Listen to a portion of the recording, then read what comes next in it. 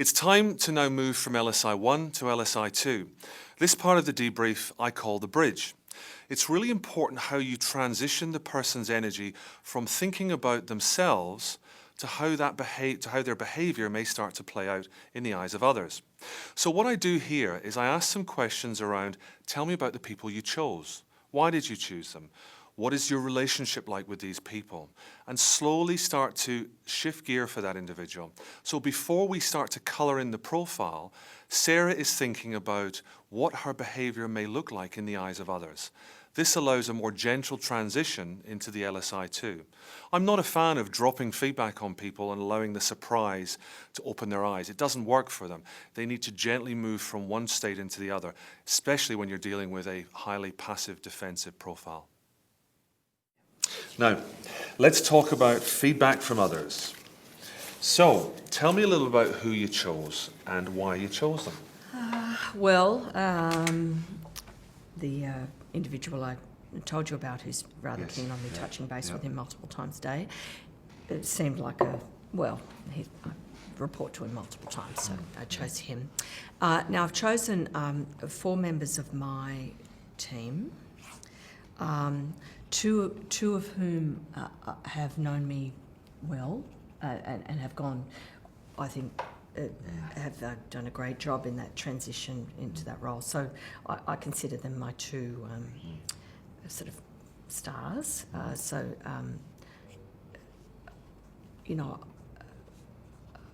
We haven't had sort of any major issues this year. But the other 2 are trickier to me. Why are they tricky? Just handling. Yeah, they would be 2 that would fall into that non-acknowledgement. Right. So they don't acknowledge, they push back on you? But they do. Right. Yeah, okay. yeah, and they're quite vocal. Right. So when all this came up, they were quite keen on it. So I'm not expecting great things from them, but I thought I can't just choose 5 people I like, surely.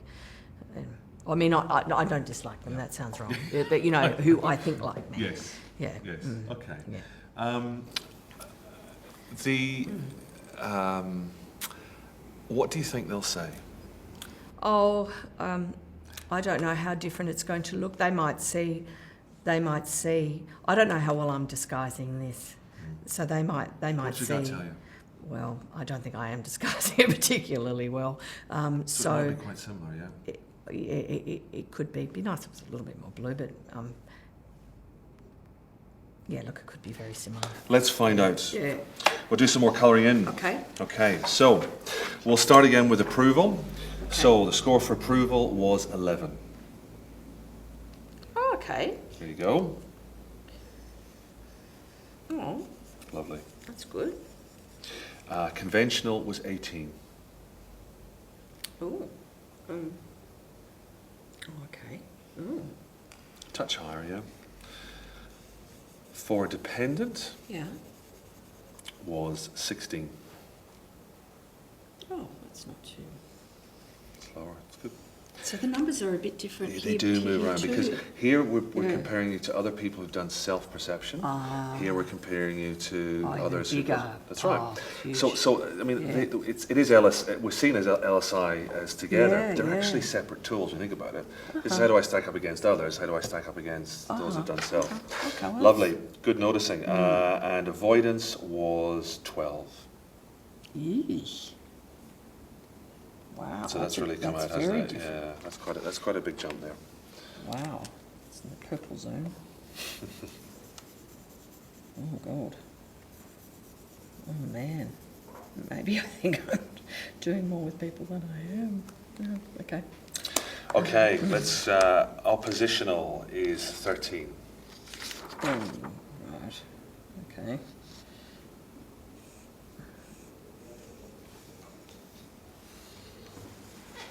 Okay. Power is 12. Really?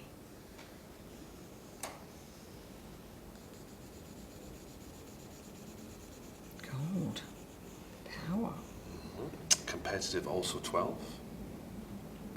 Oh, okay.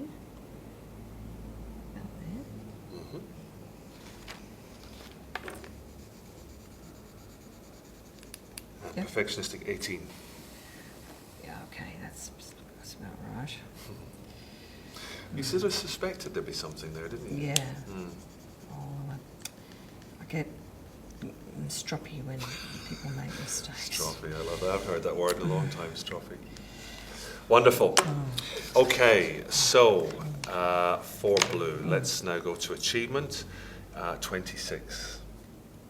Oh, that's a little bit better. For self-actualizing, 20. Right. For humanist encouraging, 22. Okay. And affiliative, 22. Same. So, Okay. Oh, the fraction stronger, but that's still not great. I'm. So look, really, I'm.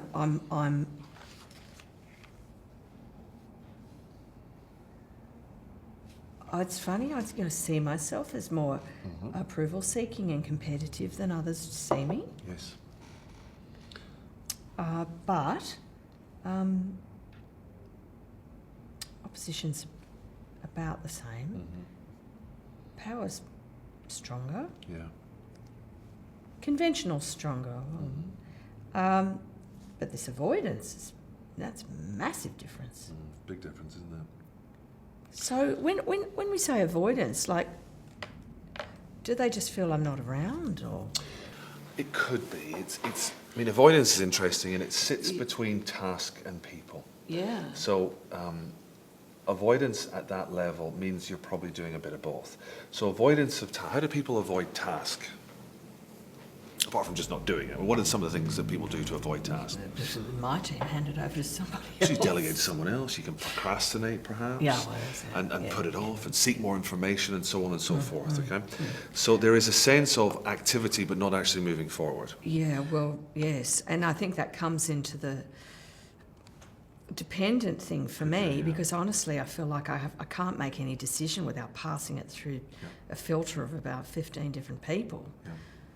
So maybe that's what that means. Now, the other side of avoidance, of course, Yeah. is people. And so people avoidance is about, because we're now dealing with perception of others. So this could be a perception that others have of you that you're not dealing with some people issues. So there's possibly some conversations that need to be had Definitely some that conversations. they're that need to thinking be you're had. not having. So what are the conversations you think that they see that you're not having?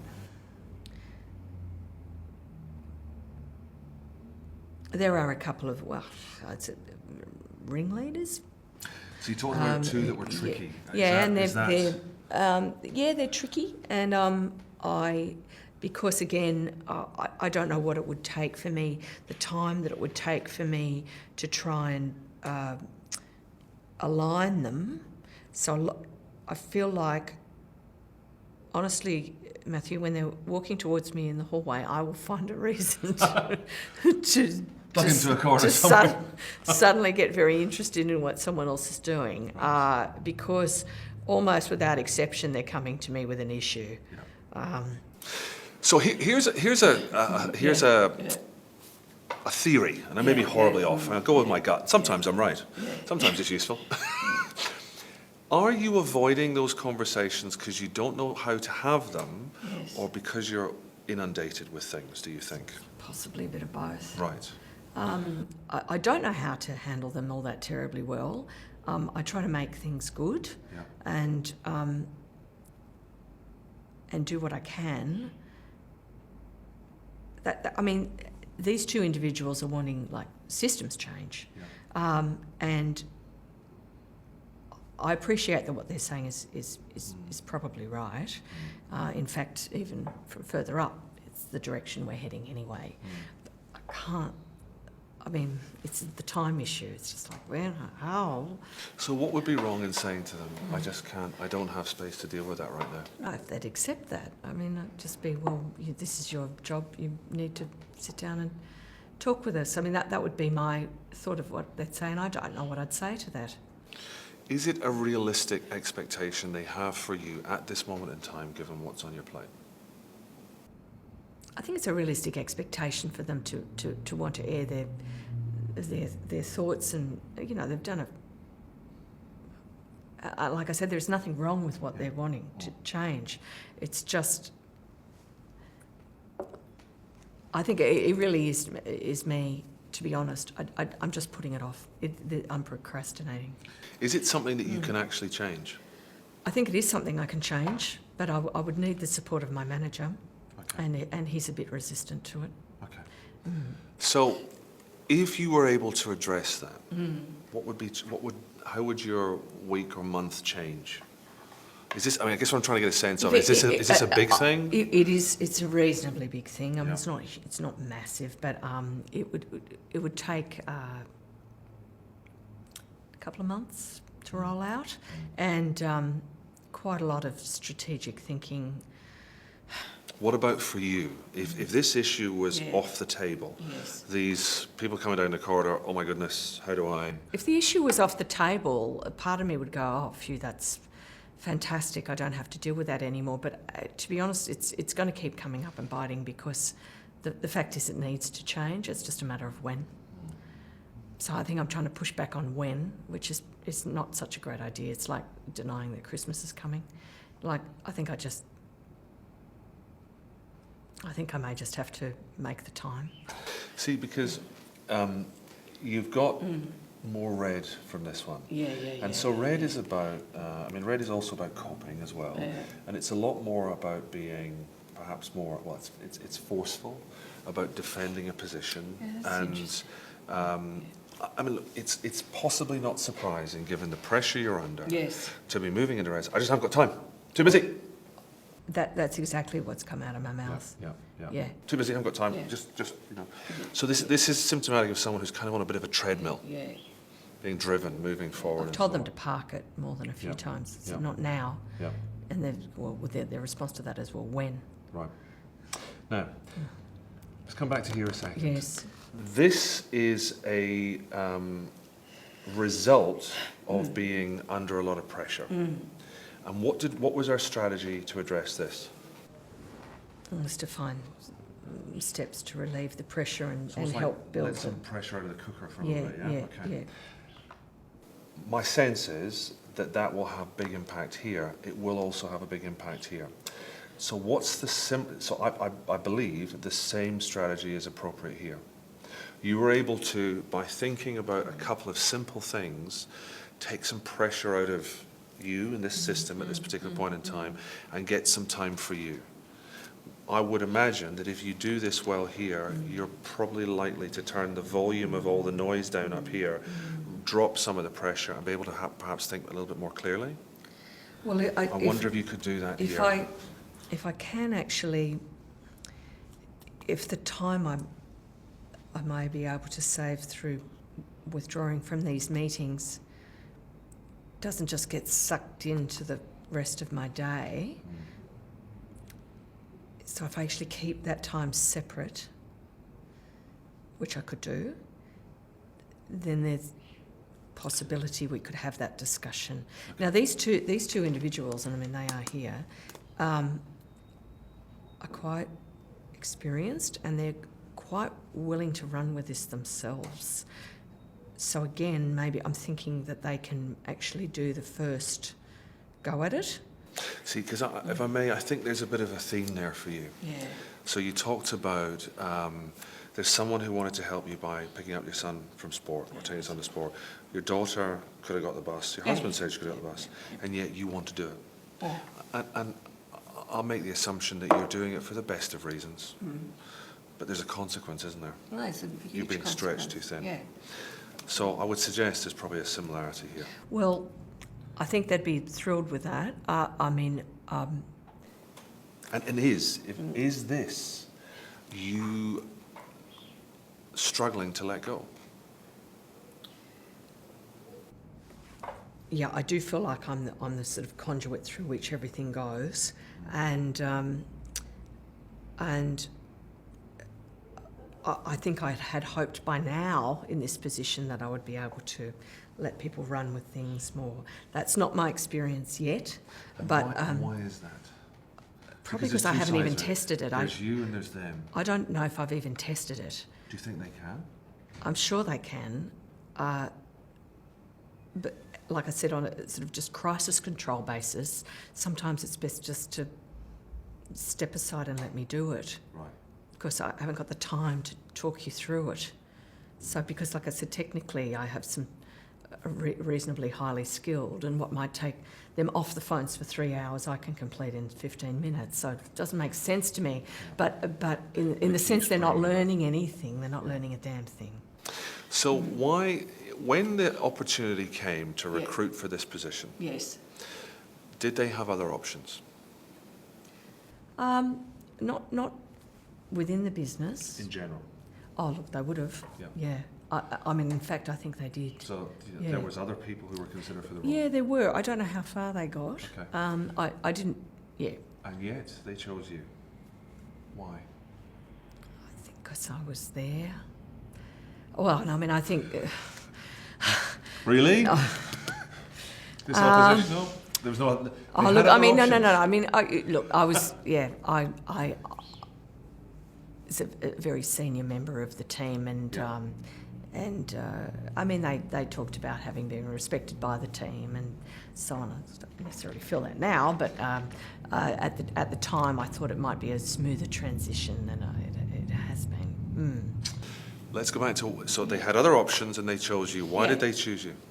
Oh, look, so I was the best person for the job at the time. That's kind of important. I think, may I suggest that you remember that? Okay. Because I kind of hear you talking it down. Yeah.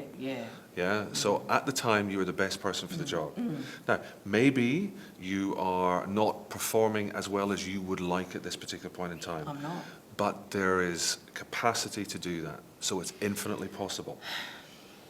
So they've chosen you to step up and run a team because they believe that you are the best person for the job. When you come down and do this and this, what's likely to happen? Say that again. So you are at this level doing doing what they do, and they've asked you to step up and do this. Yeah. So you've stepped up, you're doing that, and you're doing that. Yes. What's going to happen? I just felt, completely stretched. Yeah. So it's very easy for me to sit here and say this. If you're going to step up, what do you have to do? Well, something has to change. You've got to let go of some stuff. And I've got to, I can't do it all. You can't. No. I'm sure you're super, but might not be superwoman. No. And I don't, I know, honest to God, Matthew, the second I sit down at one of those systems and I go, let me do it, I can see their face drop. They wander off and get a coffee. They don't even sit with me. How many hours do they work? Bet you they work less than you.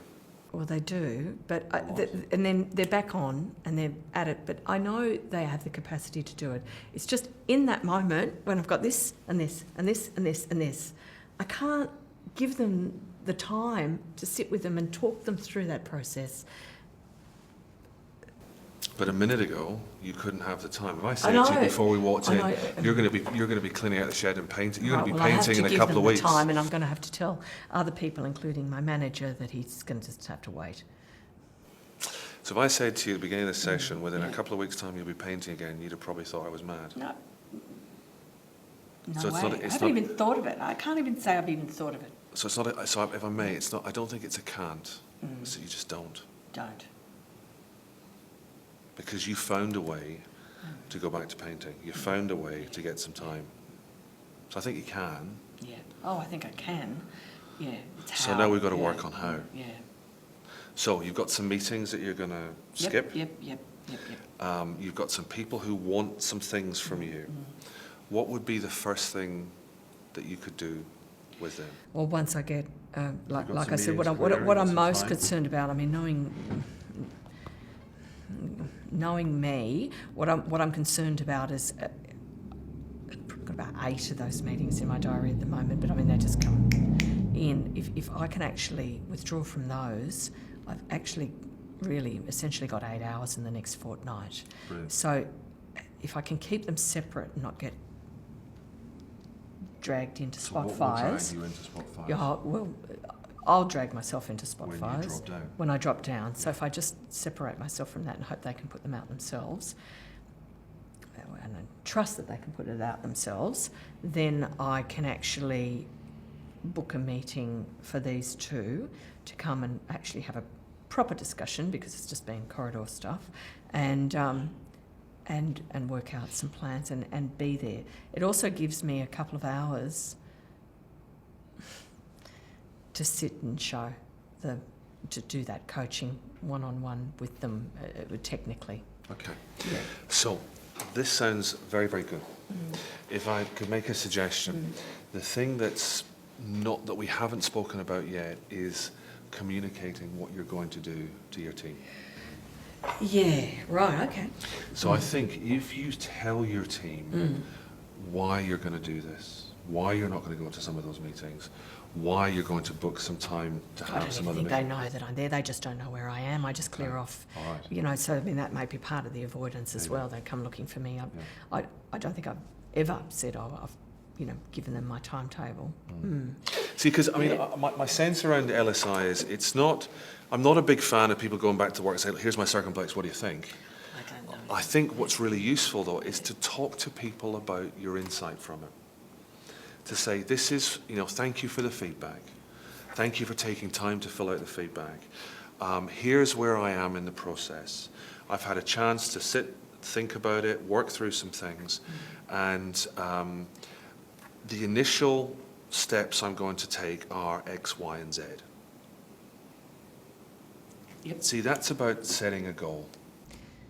And being accountable. Yeah. So I've decided that, if I may, and I'm paraphrasing, I'm putting words in your mouth if I may, and you can change them, by all means, please do, is to say I've learned that I perhaps am too involved in the day-to-day, and this is causing me to be stretched a little too thin. I'd really like to be able to spend more time on doing some proactive rather than reactive training. Exactly. But to do that, I've got to get some hours back in my day. So one of the things I'd love to do is one of the things I'm going to do is I'm going to delegate some of the meetings that I go to that are not particularly appropriate for me to be there, give someone an opportunity to take on greater responsibility. Oh, okay. Yeah, cool. And support them through that transition. And here are some tactical things I'm going to do. We all know there's a couple of challenges around our system and so on at the moment. And I just haven't had the headspace. Be careful, you don't get critical with yourself. I just haven't had the headspace to deal with it. Don't apologise. But I'm comfortable, I'm confident that with the bit of space and my great team around me, that we can fix it. I just need a bit of headspace. So guys, the next couple of weeks, I'm going to be scheduling some meetings with you and so on and so forth. Now, that's kind of some thoughts from me. What's your sense on that? If everything goes to plan, which I'm anticipating it will,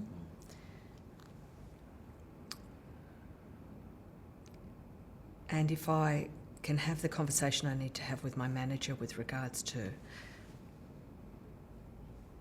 how we communicate with each other, because it's just a bit time wasteful. We need to talk about that. We haven't spoken about that. Yeah, So I do, because I just don't want to. I suppose what I don't want to do is offer this up to then find he's going, no, I want you at those meetings. Or I just need to pass it through him. I feel reasonably confident that I can have some traction, because I haven't, given him any grief. So I think he can. Okay. Yeah. So the strategy of communicating to your team, is it any different to communicating to your manager? So imagine if you did that bit we just talked about now, where you talked about being through the feedback. This is because remember, the thing you've got on your side is you're not the only one to go through this. No. So the whole team's going through this. I think with everything you've discussed, that I can get my. So many of the conversations with him are on the fly. I think if I went in there having actually thought through what I was going to say, that he would listen, and maybe even ask him for 20 minutes as opposed to 2. Yeah. Yeah. I'm like a broken record, I know. Yeah, no. So you're going to ask him for 20 minutes. Yeah, And as a suggestion, share something yeah. of the feedback. Yeah, You don't have to yeah. share, any of the content of it, but here's what I've learned, And this is what I need. and this is what I'm going to do, and this is what I need from you. That's good. Start real small. I need you to be okay for me to let Linda, whoever it is, go to that meeting on my behalf. I think you would. And that gives me 2 hours a week so that I can address some of that stuff.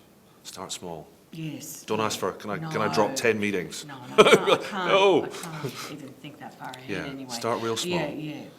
And I mean, one of the things that I found can be quite useful is you might schedule a session and say to him, what's his name? Tim. You might say, Tim, tell me a little bit about how you went with your feedback. Because Tim is going through this at the same time. Is he? Of course he Yeah. is, yes. So Tim's going to go through this. We're going to have similar kind of conversations around his feedback, one would imagine. Yes, yeah. And, I'm going to challenge Tim on some of his stuff, whatever his feedback says. I mean, I don't know. And so the point is, it's a kind of leveler. Hey, Tim, you're going through some of your stuff. How did you find this LSI? Did you learn some interesting? Here's some of the things that I learned. Okay. And that's a great level. It's a good time for that catalyst. I'm not sure if conversation. he'll disclose. He might Maybe not. if I do, he'll Maybe. warm up. All right. Okay, so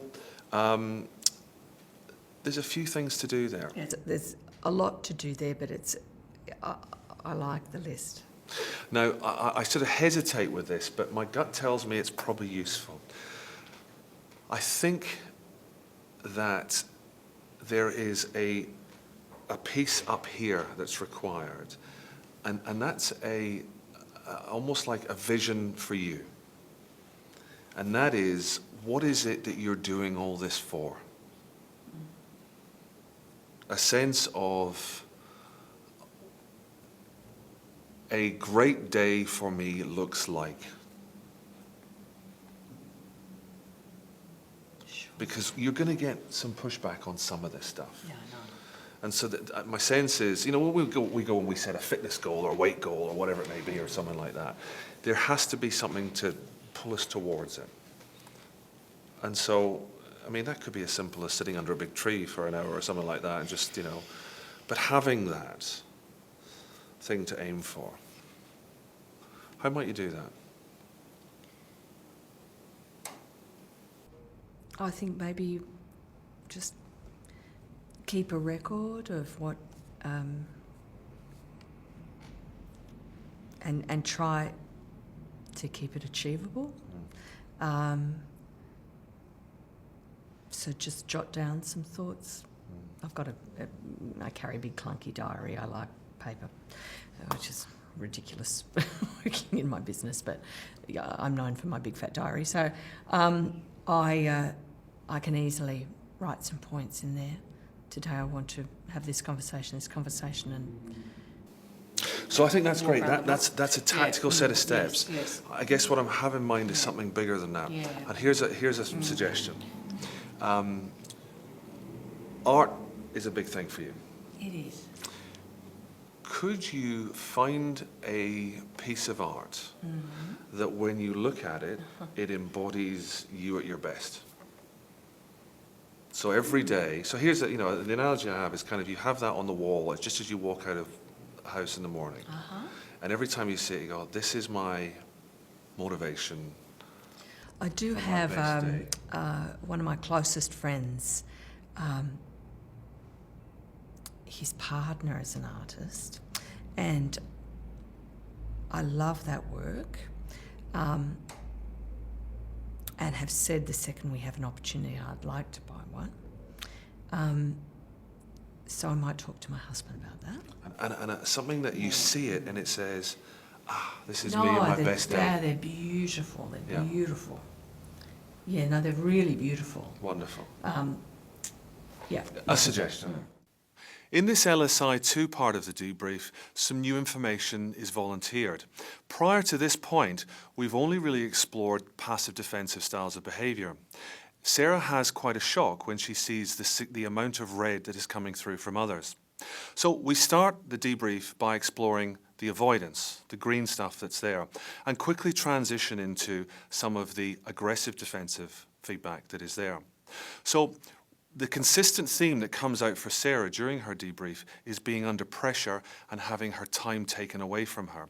So as we have laid a strong foundation in LSI 1, Sarah can see that the LSI 2's aggressive defensive feedback is directly attributable to her lack of time and focus. So we start to work with the same process that we did in LSI 1. How might Sarah block down some simple tasks to get herself some time again so that she takes some of the pressure out of her day? So we use the same process we did in LSI 1. Sarah starts to deliberately write some things down, and I help her chunk them down into manageable outcomes. Having done that, we then need to work on a couple of extra things. Sarah ends up with some good processes, some good outcomes, but there's a communication piece. So we then work through a strategy about how she might communicate these things to her team to increase the chances of success. Of course, there is another person in this process, and that is her boss. So we work through the process of how she might communicate her actions and her intentions to her boss. Incidentally, it ends up being exactly the same process. The very end of the debrief, I propose a suggestion purely on what my gut was saying at the time. And my suggestion is that Sarah has a vision for herself, an overarching why. What's the point in doing this? Because there's bound to be some pushback. So we work on a simple concept for her to go off and find a piece of art that embodies her at her absolute best. And this hopefully keeps her motivation high as she moves forward.